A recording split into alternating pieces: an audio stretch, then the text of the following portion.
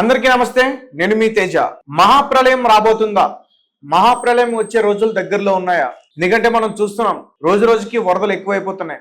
ముందుగా మనం కేరళ గురించి చెప్పుకోవాలి, దాని తర్వాత తెలంగాణ గురించి చెప్పుకోవాలి, ఒరిస్సా గురించి చెప్పుకోవాలి. రీసెంట్ గా ఆంధ్రప్రదేశ్ విజయవాడలో కృష్ణా నది పొంగి పొరలుతుంది. ఎంతలా అంటే మొత్తం ఆ ప్రకాశం బ్యారేజ్ ఏదైతే ఉందో దాని పైనుంచి ప్రవాహం వెళ్లేంతలాగా ఆ కృష్ణా నది పొంగింది.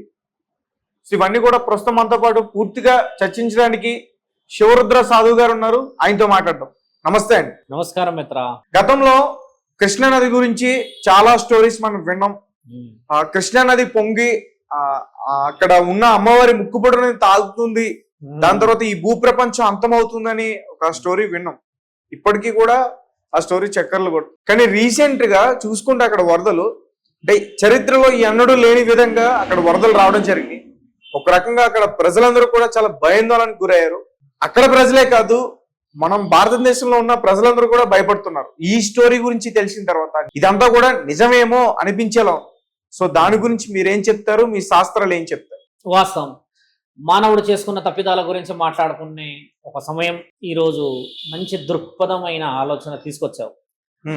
చూడండి, వరదలు అనేటిది ఇప్పుడు కాదు, వస్తూనే ఉన్నాయి, సంవత్సరాల తరబడి వస్తూనే ఉన్నాయి. ఈ యొక్క సీజన్ టు సీజన్ అంటే ప్రతి వర్షాకాలం జరిగేది. ఒరిస్సా అక్కడి నుంచి మీరన్న ఏపీ, తెలంగాణ, తమిళనాడు, కేరళ ఇలాంటి ప్రాంతాల్లో మాట్లాడితే ఎక్కువ శాతంగా అంటే మనం సౌత్ అంటే దక్షిణ భారతదేశ వాసులం కాబట్టి మనం ఇక్కడ జరుగుతున్న విషయాలే మాట్లాడుతూ ఉన్న తరుణం. ఇప్పుడు కేరళ గురించి అయితే మీకు తెలిసిందే, అక్కడ జరుగుతున్న ప్రకృతిలో ఉన్న మార్పులు, అంతకు మించి జంతువులపై జరిగిన అఘాయిత్యాల వల్ల ఈ మూగజీవులపై జరిగిన ఆ యొక్క తెలివి డబ్బులు సంపాదించే మార్గంలో న్యాయపరమైన నిర్ణయాలు ప్రభుత్వాలు హెచ్చరించినా కూడా చెప్పకుండా వినకుండా అక్కడికి వెళ్ళి హై పిల్లరింగ్ చేసి ఆ మట్టిని అక్కడ ఉన్న గుడులు, గోపురాలు, అన్ని పవిత్రమైన స్థలాలను తీసి కమర్షియల్ గా చేయడం చేత అక్కడ కొందరు వ్యక్తులు సుఖభోగాల విషయంలో పోవడం చేత ఆ పవిత్రత దెబ్బతినడం చేత ప్రకృతి వారిని చాలా కమ్మగా వివరించి అన్ని విధాలుగా తీసుకెళ్ళింది. అంటే ఒక గుణపాఠం నేర్పించింది మనకి. ఇప్పుడు మనం తెలంగాణలో కూడా వర్షాలు గతంలో బాగా పడ్డాయి. ఇప్పుడు కూడా గత 3 రోజులు చూస్తే హెవీ వర్షాలు పడుతూ వస్తున్న తరుణంలో తెలంగాణలో కూడా కొన్ని ప్రాంతాలు మునిగిపోయాయి. కొన్ని ప్రాంతాలు మునిగిపోయిన విషయ వివరణకి వెళ్ళి చూస్తే మిత్ర, గత 60 సంవత్సరాల క్రితం కట్టిన ఒక్క బ్యారేజ్ కూడా మునగలేదు. నీవన్నా ఈ ప్రకాశం బ్యారేజ్ నేను మళ్ళీ చెప్తాను. ఇప్పుడు తెలంగాణ ప్రాంతంలో కొన్ని ప్రాంతాల్లో చూస్తే, ఇప్పుడు ఖమ్మంలో కొన్ని విషయ వివరణలు జరిగి కొంతమంది రోడ్డుపైకి వచ్చేసి మాకు ఎవరు సహాయ సహకారాలకి ముందుకు రావట్లేరు, మమ్మల్ని పట్టించుకునేవాడు, కనీస వసతుల గురించి అడిగి తిన్నారా, ఉన్నారా, చచ్చారా అని అడిగేవాడు లేడు అన్న చర్చ జరుగుతూ వస్తుంది. ఒక వర్షానికి సంబంధించిన ప్రభావితమైన సిచ్యువేషన్ ఇలా ఉంటుందనే భూమండలంలో కొన్ని హెచ్చరికలు మన ప్రభుత్వాధికారులు కానీ మీరన్న ఈ సాధువులు, అఘోరాలు, తర్వాత ఈ పాండిత్యాన్ని చూస్తున్న పండితులు వీళ్ళందరూ చెప్పి పెడతారు. ఎక్కడెక్కడ ఏ వివరణలు, ఎక్కడెక్కడ ఏమి జరుగుతున్నాయి అనేది హెచ్చరికలు ఉంటాయి. మీరు ఒకసారి కొంచెం వెనక్కి చూస్తే మిత్ర, ఎక్కడా కూడా హెచ్చరికలు అనే బోర్డు కనబడతలేదు ఈ మధ్య కాలంలో. ఒకప్పుడు ఏంటంటే బోర్డు కనిపించేది మీరు అక్కడికి వెళ్ళకూడదు అని, ఒకప్పుడు ఏంటంటే మీరు అక్కడికి వెళ్తే ప్రమాదం సంభవిస్తుంది అని చెప్పేసి ఒక సెక్యూరిటీ గార్డ్ ఉండేవాళ్ళు. ఇప్పుడైతే తగ్గింది కదా.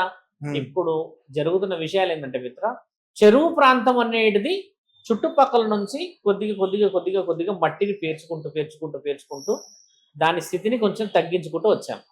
అసలైన వర్షము, అసలైన స్థితిగతులు వచ్చినప్పుడు ఆ చెరువు యొక్క ప్రభావం అనేది నిండినప్పుడు కనబడుతుంది. ఓహో, ఇది చెరువు ఇంత పెద్ద ప్రాంతం అంటే ఎక్కడో ఏదో మోసం జరగడం చేత ఇల్లులు కట్టేశాము, కానీ ప్రకృతి మాత్రం దానికి కావాల్సిన సమయం వచ్చినప్పుడు చూపిస్తుంది విశ్వరూపం అనేది ఇప్పుడు రుజువు జరుగుతుంది. ఇప్పుడు మీరన్నట్టుగానే ఇది కుంభవృష్టి అని మనం ఎందుకు నిర్ణయిస్తున్నాం?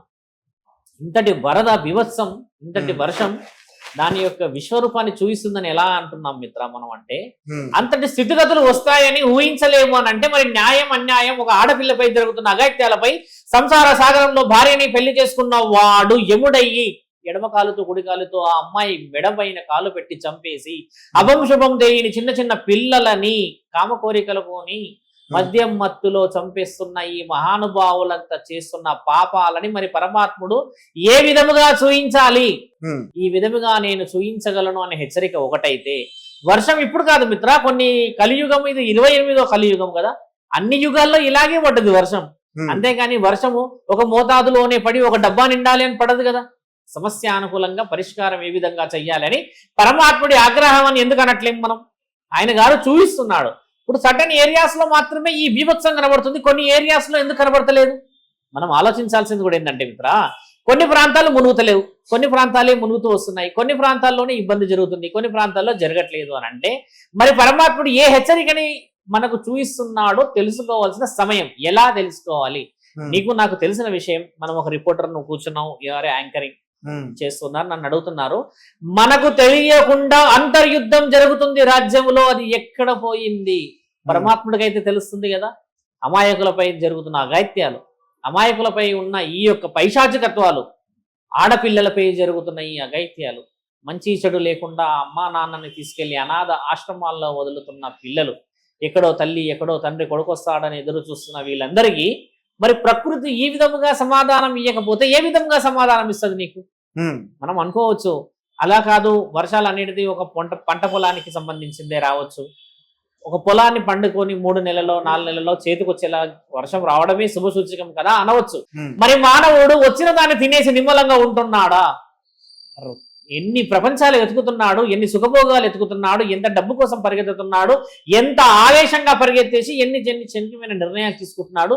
ఈయన గారు బాగుపడడానికని ఎంతటి దాష్టికానికైనా దిగజారుతున్నాడు.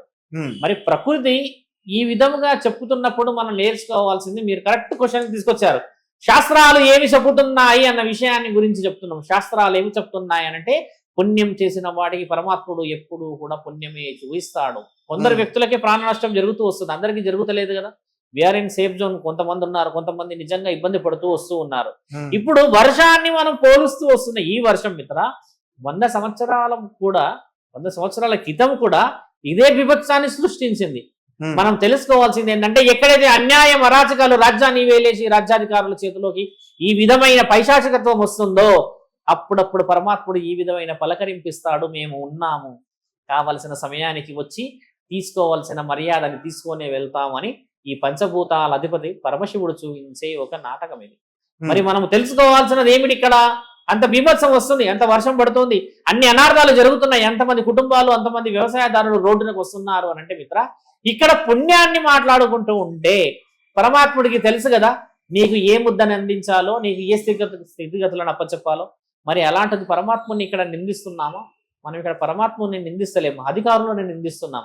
ఇప్పుడు అధికారులు వస్తలేరు, అధికారులు మాట్లాడతలేరు, అధికారులు ఇలా చేయలేరు, అధికారులు అలా చేయలేరు అనే బదులు మనంతలో మనం పక్కన ఉన్న వాళ్ళు, మన ఇంటిని, మన సంసారాన్ని, మన స్నేహితులని, మన వాళ్ళని ఏం చేశాం?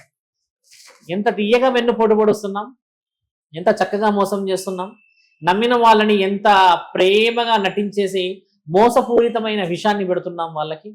కన్న పిల్లలని ఏం చేస్తున్నాం? పబ్బులకు పంపుతున్నాం. ఆడపిల్లల చేతుల్లో తిరుగుతూ ఉంటే అలా తిరగకూడదని చెప్తలేము. ఒక విషయాన్ని చూస్తే ప్రోత్సాహన అనేది కుటుంబాల విషయంలోనే జరుగుతూ వస్తుంది కదా మిత్రమా.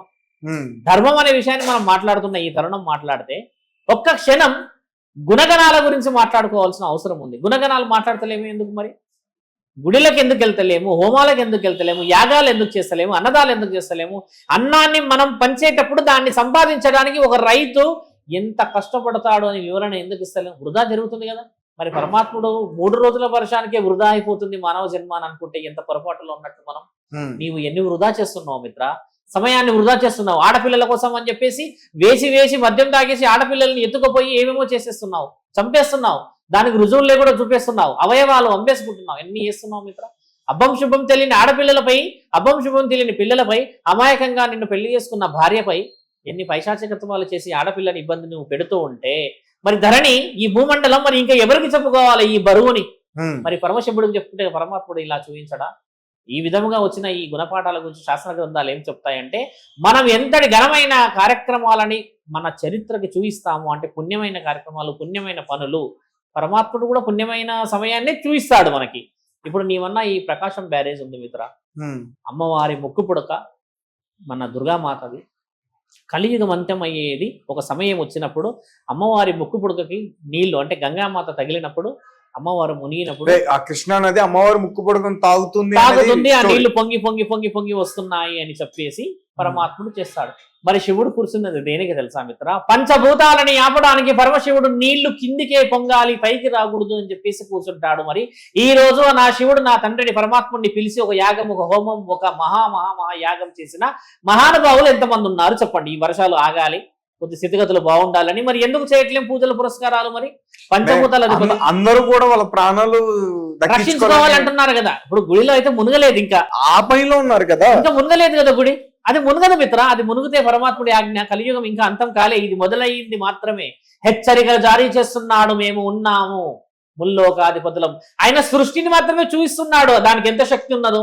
సృష్టికర్తకి ఎంత శక్తి ఉన్నది మరి అది ఎప్పుడు చూడాలి మిత్ర? మరి సృష్టించిన సృష్టికే అంత శక్తి ఉంటే మరి సృష్టికర్తకి ఎంత శక్తి ఉంటుంది అనేది ఎప్పుడు తెలుసుకోవాలి మనము? గంగమ్మ ముక్కు పుడకని తగిలిన రోజు మొత్తం కలియుగం అంతం అవుతుంది అని రాసుంది. బ్రహ్మంగారి కాలజ్ఞానంలో రాసుంది, శాసన గ్రంథాల్లో రాసుంది, పురాణాలలో రాసుంది. అన్ని వేద మహర్షులు, వేద పండితులు, సాధువులు, అఘోరాలు అందరూ చెప్తూ వస్తున్నారు. ఇప్పుడు అక్కడే పర్టికులర్ గా ఎందుకు అంత పొంగుతుంది అని అంటే మరి నీకు నాకు తెలిసిన రాజనీతి ఏమిటి? కొంతమంది అంటారు ఒక పొలిటికల్ లీడర్ రాగానే ఈ విధంగా బీభత్సం వచ్చిందంటారు. ఇంకొక వ్యక్తి అంటాడు అక్కడ వర్షాలే రావు, బీభత్సమైన కరువు వస్తుంది అని చెప్పి ఒక అడుగు పెడితే ఆ అడుగు పవర్ అంటారు. మిత్ర, ఒక అడుగు పవర్తో ఒక మనిషి పవర్తో రాదు. పంచభూతాల శక్తితోని వర్షం రావడం, పంచభూతాల శక్తి యొక్క అనుమతితోని మానవుడిని తీసుకెళ్లడం జరుగుతుంది. మనం ఆనందించాల్సింది ఏంటంటే మిత్ర, ఈ రోజు ఆ ప్రకాశం బ్యారేజ్ పొంగితే ఎన్ని విలేజెస్ కి వాటర్ చేరిందో ఆలోచించు నీవు. కేవలం బ్యారేజ్ పై నుంచి నీళ్లు పోతే ప్రాణం వచ్చేసింది, అమ్మవారి ముక్కు పుడకకు చేరితే కలియుగం మునుగుతుంది అనే ఆ ఆలోచనతో ఎంతమందికి నోటిలో 5 ముద్దలు పోతాయి. ఆ నీళ్లు దాటి, ఏర్లు దాటి, ఊర్లకు దాటితే మరి ఆ ఊర్ల గురించి ఎవరెందుకు మాట్లాడతలేరు? ఒక్కసారి మనం నెగిటివిటీ వదిలేటేసి విల్ టాక్ అబౌట్ పాజిటివ్నెస్. ఒక్కసారి రైతులను పిలిచి ఆ నీళ్ళ గురించి అడగండి. కొన్ని వందల సంవత్సరాలైంది మా ఊరి పొలిమెర దాటక ఆ నీళ్లు అంటారు. ఇప్పుడు కొన్ని ఊర్లు మునిగాయి, నేను ఒప్పుకుంటున్నాను దానికి. కానీ ఆ మునిగిన ఊర్లలో ఎన్ని ఊర్లు బయటపడుతున్నాయి అన్ని నీళ్ళు వచ్చినప్పుడు? గంగకి తెలియకుండానే పోతుందా అంత దూరం వరకు? పుణ్యం మొదలైందని అనుకోవచ్చు కదా మిత్ర. ఇప్పుడున్న ఈ జనరేషన్ లో గంగా నది 100 సంవత్సరాల క్రితం ఎప్పుడో పొంగింది. అక్కడ ఉన్న కృష్ణా నది మీరు అన్న బ్యారేజ్ శ్రీశైలం నుంచి వచ్చేసి కలుస్తుంది కదా. మరి ఆ నీళ్లు నిండి ఒకప్పుడు కొన్ని వందల కిలోమీటర్ల నీళ్లు పోయేది. మరి ఆ చరిత్ర ఎందుకు మాట్లాడతలేము? ఈ రోజు కొన్ని వందల కుటుంబాలు ఆ లోతట్టు ప్రాంతానికి వచ్చి అక్కడ ఉండడం చేత ఈ నీళ్ల దాడిని తట్టుకోలేకపోతున్న ఒక అర్థనాదం. అయ్యో నీళ్ళు వచ్చేసాయి, మునిగిపోతుంది, ఏమో అయిపోతుంది ఏమో అనగడి. ముమ్మాడికి 50 సంవత్సరాల క్రితం అక్కడ పంట పొలాలు ఉండే శంకరా. మరి పంట పొలాలను దాటేసి ఇల్లు కట్టుకొని, గోపురాలు కట్టుకొని, నీ క్షణికమైన సుఖాల కోసం అనుభవాన్ని తీసుకున్నప్పుడు మరి ఈ విధంగా కాకుంటే ప్రకృతి ఏ విధంగా చూపిస్తుంది? 50 సంవత్సరాలు ఏమున్నాయి అక్కడ? పొలాలు ఉన్నాయి, కరెక్ట్ ఉన్నాయి. 50 సంవత్సరాల క్రితం అలా అనట్లేదు. మరి బ్రతకడానికి ఒక ఇల్లు ఉండాలి, బ్రతకడానికి ఒక ఇల్లు ఉండాలంటే మరి ప్రభుత్వాలు కొన్ని హెచ్చరికలు ఇచ్చింది కదా, ఇక్కడే కట్టుకోండి అని. మరి ఎక్కడ అనుకూలంగా ఉంటే అక్కడ కట్టుకుండడం ఎందుకు మిత్ర? ఇప్పుడు నువ్వు అన్నది నేను ప్రశ్న ఏంటంటే అలా ప్రకృతి ఆ విధమైన ఒక ఇల్లు ఉంటే ఆ ఇంట్లో పిల్లలు ఉంటారు, ఆ వాళ్ళ పిల్లలు ఉంటారు, ఒక పెద్ద ఫ్యామిలీ అనేది వస్తుంది. మరి అందరూ మరి సెపరేట్ గా ఉండడానికి, ఒక ఫ్యామిలీ సెపరేట్ గా ఉండడానికి ఒక్కొక్కరు ఒక ఇల్లు కట్టుకుంటారు. అందులో తప్పే ఉంది. ఉమ్మడి కుటుంబాలు ఉండేటిగా ఒకప్పుడు, మరి ఉమ్మడి కుటుంబాలు ఉండాలని ఎందుకంటట్లేరు మీరు?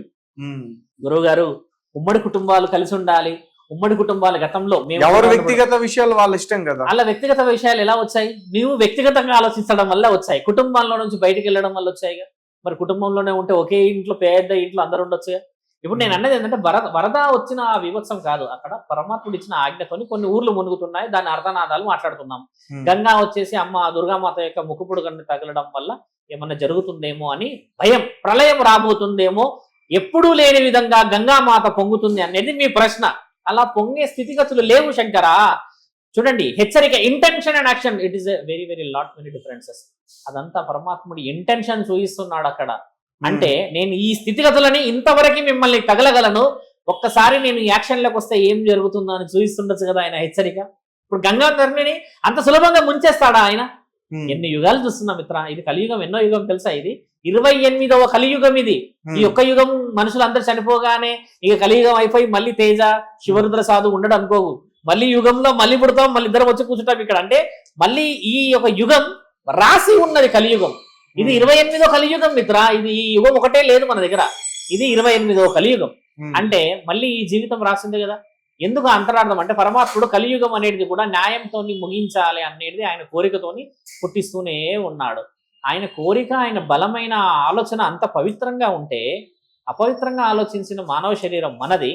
గంగ వస్తేనే తట్టుకోలేని వాడివి, ఆ గంగ నోటికి అందకుండా ఎంతమంది చనిపోయారు మిత్ర. అది ఎవడు అడుగుతాడు? ఆ ఆత్మలు ఎక్కడికి పోయాయి? ఆ రైతు అర్థనాదాలు నీళ్లు లేవని. కుటుంబం రోడ్డున పడి ఈరోజు హైదరాబాద్లోకి వచ్చి గేటు దగ్గర కాపలా ఉన్న ఎంతమంది కూలీలు, ఒకప్పుడు రైతులని చూస్తున్నావు మిత్ర. ఈ రోజు నీ ఒక ప్రాణమో 2 ప్రాణాలు పోయాయి అని అంటున్నప్పుడు, ఒకప్పుడు ఒక నీటి చుక్క రాలేదని ప్రాణాలు వదిలిన వాళ్ళ పరిస్థితులు ఏమిటి? ఈ రోజు నువ్వు వేస్తున్నావు భూమిలో బోర్లు. ఒకప్పుడు వర్షాన్ని నమ్ముకుని ఉన్నప్పుడు బతికిన బతుకులు ఉన్నాయా?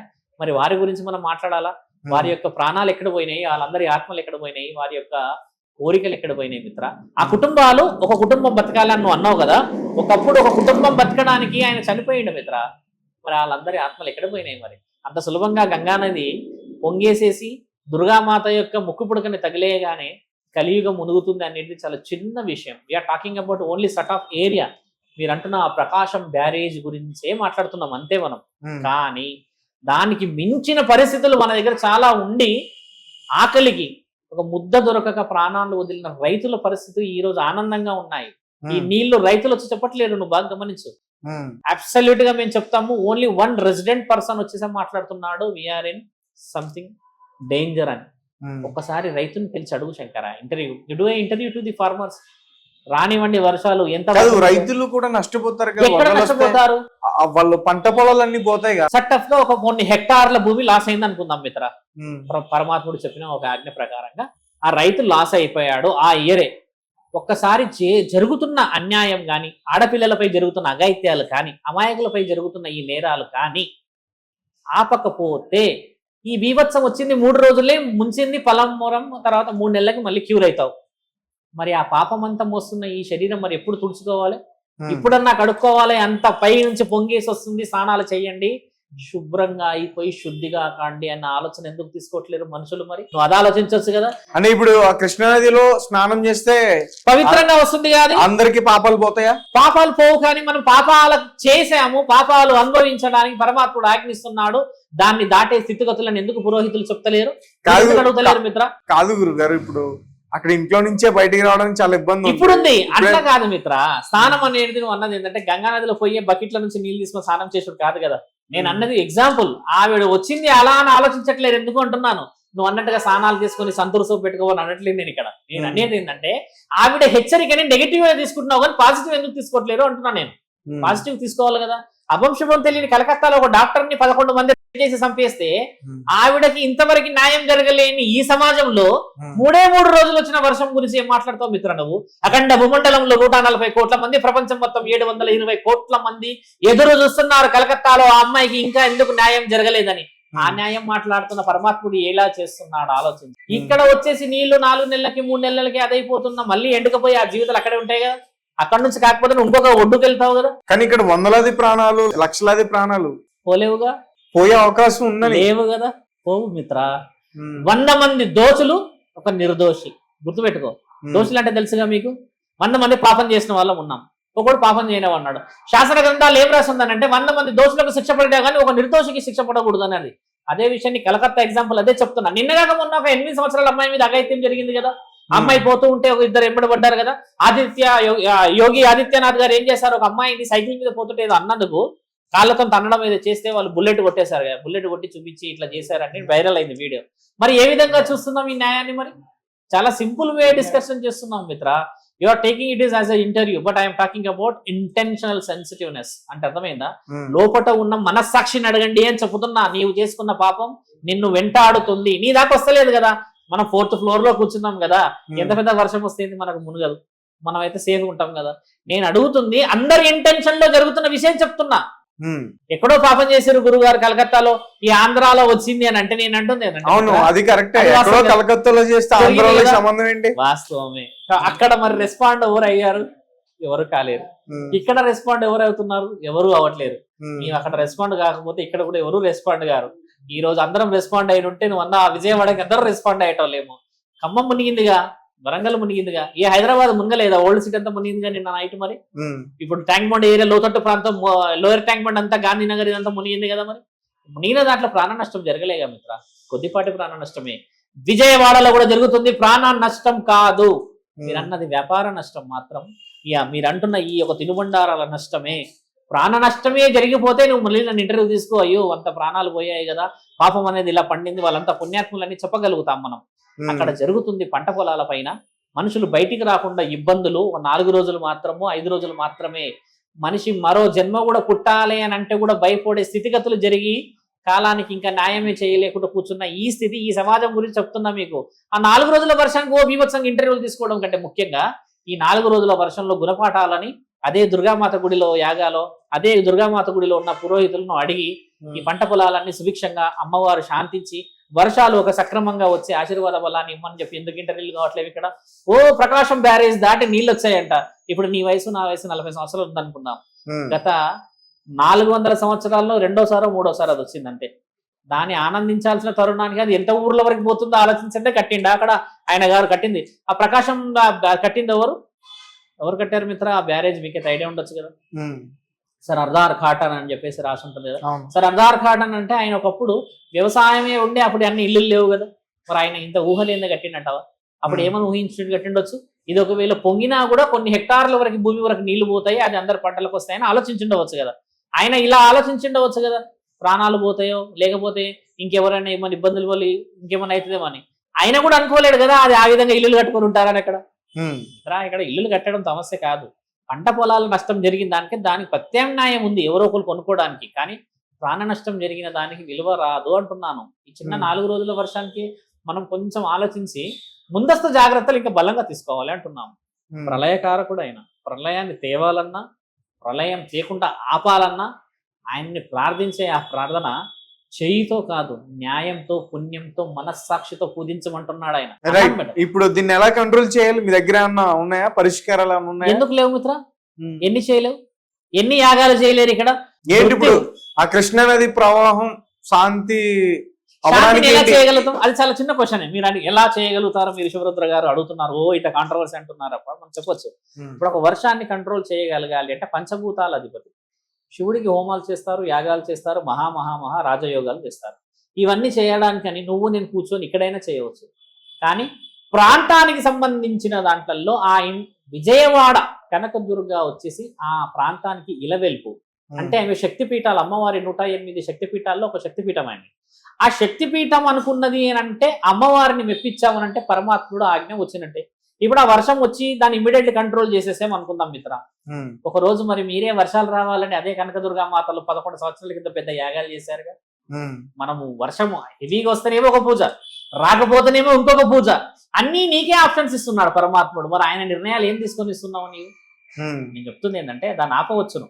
ఎన్నో యాగాలు, పూజలు, పురస్కారాలు చేస్తే ఓహో నా పిల్లలు కష్టపడుతున్నారు, బాధపడుతున్నారు ఈ విధమైన బీభత్సానికి. కానీ రాబోయే ప్రణాళిక నా పిల్లలకి తెలియదు కాబట్టి వీరి ఆనందాన్ని నేను ఆపుతానని ఆపగలుగుతాడు. ఇంకొక 5 ఏళ్లకో 10 ఏళ్లకో అత్యంత విలువైన నీవు అనుకున్న అదే కరువు తీవ్రంగా వచ్చి వర్షాలు లేవనుకో మిత్ర, అప్పట్లో వచ్చిన వర్షాలు వస్తే ఇప్పట్లో నీళ్లు ఉండేటి అని ఈ శాస్త్రవేత్తలే తీస్తారు మళ్ళీ బుక్కులు బయటికి. కాబట్టి ఏంటంటే దాన్ని ఆపే స్థితిగతులు నేను సాధువులాగా ఉండి చెప్పడం కాదు, ప్రతి ఒక్కరు చేయగలుగుతారు దాన్ని. మహాయాగాలు ఒక హోమం ఫలితమే పరమాత్ముడు చూయించడం కదా మిత్ర. దాన్ని ఆపవచ్చును, దాన్ని చేయవచ్చును. కానీ ఒక సాధువు లక్షణమైన నేను దాన్ని ఆపాలి, దాంట్లో ఉన్న ప్రతిఫలాన్ని పరమాత్ముడి ద్వారా మనుషులు చూడకుండా ఉండాలి అని అనుకోవట్లేదు. ఆ వర్షం బీభత్సం అనేది కంట్రోల్లో ఉండాలి, కానీ వర్షం కంట్రోల్లో ఉండకూడదు. మీరు అన్నట్టుగా ప్రకాశం పై నుంచి పోకుండా కింది నుంచి పోతే అందరికీ మీరు అనుకున్న స్థితిగతులు బాగుంటాయి.